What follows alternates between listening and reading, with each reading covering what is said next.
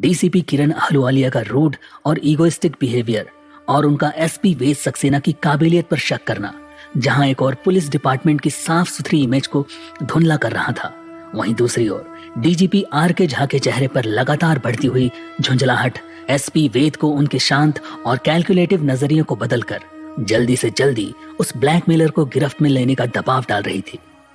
लेकिन एसपी वेद जैसे ऑफिसर से अपना काम करवाने की ऐसी कोई भी टैक्टिक्स वेस्ट ही साबित होने वाली थी। उनकी समझ ना तो किसी की इंस्ट्रक्शंस की मोहताज थी और ना ही उनके इरादे किसी के इन्फ्लुएंस में बदलने वाले थे। और फिर अगली सुबह डीजीपी आर के झा के केबिन में।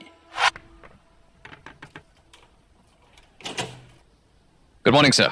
Good morning Ved, good morning. आज तो तुम मुझसे भी पहले ऑफिस पहुंच गए भाई। इनफैक्ट कल रात ही इंस्पेक्टर रविकांत मौर्य के मर्डर केस से रिलेटेड सभी डिजिटल इंफॉर्मेशन कलेक्ट की जा चुकी है। सो जस्ट थॉट कि आज जल्दी आकर उन्हें एनालाइज कर लूं और आपको ब्रीफ भी दे दूं, बस इसलिए। Great. So what's the result? Any breakthrough? Sir, very first thing, we are able to get the IP address of that device. I mean, it must be either the blackmailer's laptop या फिर उसका mobile, जिससे उसने inspector Maurya के Insta account पर उस audio message को upload किया था। एंड अलॉन्ग विद दैट हमें उसकी उस टाइम की जियो लोकेशन का भी आइडिया मिल चुका है। इट वॉज गाजीपुर में समवेयर इन गेमार बाजार। Oh, so have you informed the Gazipur police? If not, then do it immediately.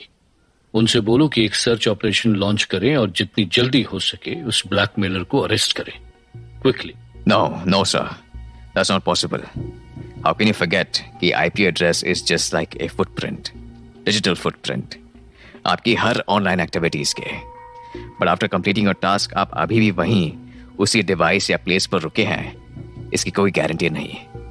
और इस केस में भी ऐसा ही हो रहा है, क्योंकि जो ऑडियो मैसेज डीसीपी किरण अहलुवालिया के अकाउंट पर अपलोड हुआ था, उसके आईपी एड्रेस के अकॉर्डिंग जियो location Bareilly near air force station है, और इन दोनों लोकेशन के बीच लगभग 600 किलोमीटर का डिस्टेंस है। एंड आई एम श्योर अब तो ये ब्लैकमेलर यहां से भी कहीं और जा चुका होगा। So right now it's very disappointing, क्योंकि फिलहाल हमें ब्लैकमेलर की एक्चुअल लोकेशन का कोई आइडिया नहीं है। May be in Ghaziabad, Bareilly, Lucknow, Kanpur या फिर और कहीं। Now what? लोकेशन पता नहीं, चेहरा किसी ने देखा नहीं, हम केवल सिर्फ एक आवाज का पीछा कर रहे हैं। सच बोलो तो अभी तक स्टेटस सिर्फ यही है, लेकिन tomorrow it will change by tomorrow. How? कल तक क्या बदल जाएगा? I am not sure, just a guess. अगर ये कोई पुराना शातिर अपराधी है, then for sure all the records will be there. और इसलिए फर्स्ट ऑफ ऑल जो सबसे इंपॉर्टेंट सबूत हमारे पास अवेलेबल है वो है those ऑडियो मैसेजेस। और मैंने आज ही उन मैसेजेस को साउंड स्पेक्ट्रोग्राफी के लिए भेजा है। Sound spectrography? Is this something new? No, not new sir, but हाँ, नॉर्मल क्रिमिनल केसेस में पुलिस ऐसी टेक्निक्स को यूज नहीं करती। Yes, that's my point. In fact मुझे भी आज तक अपने किसी केस में ऐसी किसी चीज की जरूरत नहीं पड़ी। बट साइबर क्राइम्स में it's common. In fact it's a voice identification technique. USA ने कभी कोलंबिया के एक बहुत बड़े ड्रग माफिया पाब्लो एस्कोबार को ट्रेस करने के लिए इस टेक्निक को यूज किया था, जिसमें किसी भी पर्सन की स्पीच की फ्रीक्वेंसी के बेसिस पर आइडेंटिफाई करने की कोशिश की जाती है, और फिर इन वेव्स को ग्राफिकल फॉर्म में रिकॉर्ड किया जाता है, देन दूसरे सस्पेक्ट के साउंड ग्राफ से कंपेयर किया जाता है। बेसिकली इट इज समथिंग जिसे वॉइस प्रिंट भी बोल सकते हैं। सो नाउ अगर इस ब्लैकमेलर का कोई क्रिमिनल रिकॉर्ड हुआ, then we will be getting a new ray of hope very soon. But I have a doubt कि पुराने सभी क्रिमिनल्स का वॉइस डेटा अवेलेबल होगा भी। बट सर, हमें बहुत पुराने रिकॉर्ड्स की जरूरत ही नहीं। आई गेस इस ब्लैकमेलर की एज बहुत ज्यादा नहीं है, मे बी बिटवीन 22 to 30 या फिर इसके ही आसपास। But how can you be so sure about it? I have an idea about the pitch of sound. That's by grace of God. और उसके बेसिस पर मैं इस इन बिटवीन एज के लिए तो श्योर हूं। एंड सेकेंडली, एक और इंपॉर्टेंट सबूत जो शायद पिछली जांच में मिस हुआ, fingerprints and footprints. What? What are you saying? कौन से फिंगरप्रिंट्स? रिपोर्ट में तो कोई भी अनजान। रिपोर्ट में नहीं, पर घर में थे। सर, आपकी टीम ने शायद वॉशरूम को चेक करना जरूरी नहीं समझा, और किया होता तो हम इस केस में बहुत पहले ही आगे बढ़ चुके होते। यू मीन कि कोई और जरूर था उस घर में? Right sir. Inspector Ravikant Maurya के घर में किसी अजनबी के होने के प्रूफ मिले हैं, एंड आई एम श्योर ये वही पर्सन होगा जिसने इंस्पेक्टर मौर्य के लाश को पंखे से लटकाने का काम किया। But only in the washroom, ये कैसे? ऑब्वियसली सर, क्योंकि that is the only place जहां पर आपको अपने ग्लव्स उतारने ही पड़ेंगे, और कोई लाख कोशिश कर ले, कहीं ना कहीं फिंगरप्रिंट तो रह ही जाएंगे, और ऐसा ही कुछ हुआ। एंड फुटप्रिंट, वो भी मिले वॉशरूम में? नहीं, वो तो ड्राइंग रूम में पड़े डोरमैट पर। भला हो इस बारिश वाले मौसम का, कीचड़ के निशान ने फुटप्रिंट्स का रास्ता दिखा दिया। तुम्हारी नजरें, तुम्हारा मौर्य के घर जाना सफल हो गया।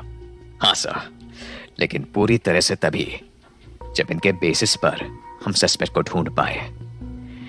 अभी तो मैंने ये सारा डेटा क्रॉस चेकिंग और आइडेंटिफिकेशन के लिए भेज दिए हैं। लेट्स सी क्या रिजल्ट आता है। Fingers crossed. Any other information? Yes, inspector Maurya के सेलफोन से कुछ डिलीटेड मैसेजेस भी रिकवर हुए हैं, बट उनसे कुछ खास आइडिया नहीं लग पा रहा। बट हाँ, एक सस्पिशियस मैसेज। तैयारी तो पूरी हो चुकी है ना, मैं पहुंचने वाला हूं। यह किसी अननोन नंबर से है। फिलहाल तो इस अननोन नंबर का भी कुछ अता पता नहीं। इसकी लास्ट लोकेशन इंस्पेक्टर मौर्य का घर ही थी। हाँ, and one more thing, surprisingly inspector Ravikant Maurya के सीडीआर चेक करने पर पता चला कि उनकी मौत के पिछले कई दिनों से ना तो उन्होंने अपनी वाइफ से कोई बात की और ना ही अपने बच्चों से। And it's weird. अरे that's not an issue. Maybe उसकी तबीयत ना ठीक हो, खराब मूड और खराब तबीयत में वो सबसे पहले अपने घर वालों से ही डिस्टेंस मेंटेन करता था।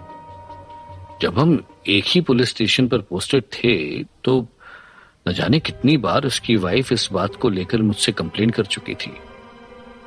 आई टोल्ड यू ना, ये मौर्य कुछ अलग किस्म का इंसान था। हाँ, you may be right sir. अभी तो इंस्पेक्टर मौर्य के फोन की गूगल हिस्ट्री मेडिसिन की डिक्शनरी बनी हुई है। शायद अपना इलाज भी खुद ही कर लेते होंगे वो। इनको पुलिस डिपार्टमेंट की नौकरी नहीं, डॉक्टर की डिग्री लेनी चाहिए थी। अपने अपने शौक है भाई। अब तुम खुद को ही देख लो, पूरी कॉन्वर्सेशन के दौरान इस रूबिक क्यूब से खेलते रहे। हा? तुम्हें तो आइडिया भी नहीं होगा कि कितनी बार इसे बना बना कर बिगाड़ चुके हो तुम। बचपन की आदत है सर। पहले बहुत कोशिश करने के बाद भी सब कलर एक नहीं होते थे। अब अपने आप ही। बट मेरा अपना पर्सनल रीजन इसको बनाना या बिगाड़ना ऐसा कुछ भी नहीं, बल्कि ये तो मुझे डिस्ट्रैक्ट होने से बचाता है। So for me, it's an energy booster for my concentration. But rare. Maybe you are the first person in my life जिसे मैं इतनी efficiency से इस क्यूब के साथ खेलते हुए देख रहा हूं, वो भी without influencing our conversation. Anyways, अब थोड़ा काम को ब्रेक दें और कैंटीन में लंच करने चलें। जरूर सर, अब तो मुझे भी।